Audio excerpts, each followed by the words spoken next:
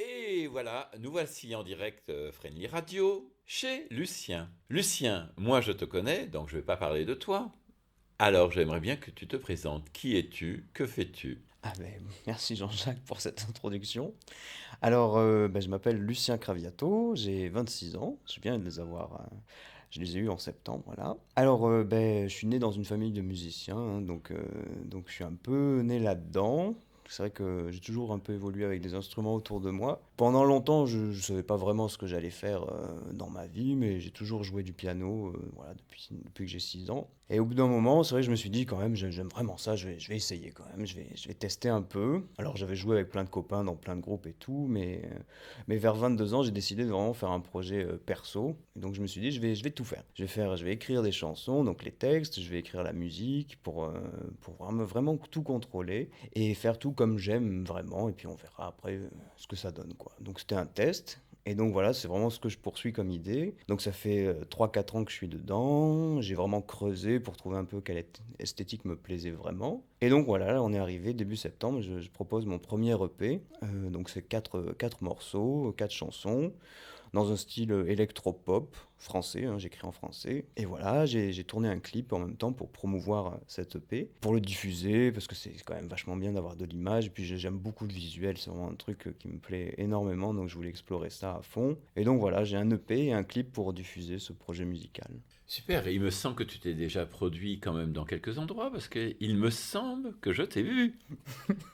Alors, oui, c'est vrai, j'ai fait pas mal de. Enfin, j'ai eu la chance de pouvoir jouer un peu dans des endroits à Avignon pour tester ma formule concert live, quoi, vraiment, parce que en fait, c'est un des trucs les plus importants pour moi. Quand j'ai commencé le projet, je savais que je voulais faire des concerts. C'est ce qui me plaît beaucoup. Mais comme c'est une formule électro, j'avais vraiment besoin de trouver comment ça allait se faire parce que c'est pas standard, quoi. J'ai un peu cherché et j'ai décidé de commencer tout seul parce que c'était beaucoup plus simple de pouvoir être seul sur scène. Et tout est plus simple, et les répétitions, enfin, les rendez-vous, c'est vraiment se déplacer, c'est facile. Du coup, c'est vrai, j'ai commencé comme ça. Mais là, pour cette nouvelle année, je prévois quand même déjà de faire monter une deuxième personne sur scène. Ce sera une DJ qui va m'accompagner. Et on va travailler un show scénique vraiment ensemble, histoire d'avoir déjà un peu plus de... J'aime bien être sur scène avec quelqu'un ou plusieurs personnes pour pouvoir avoir de la communication, vraiment de l'échange. Donc voilà, pour cette année, ça va être ça. Et donc tu as des dates précises encore, ou tu as un lieu précis? Alors non,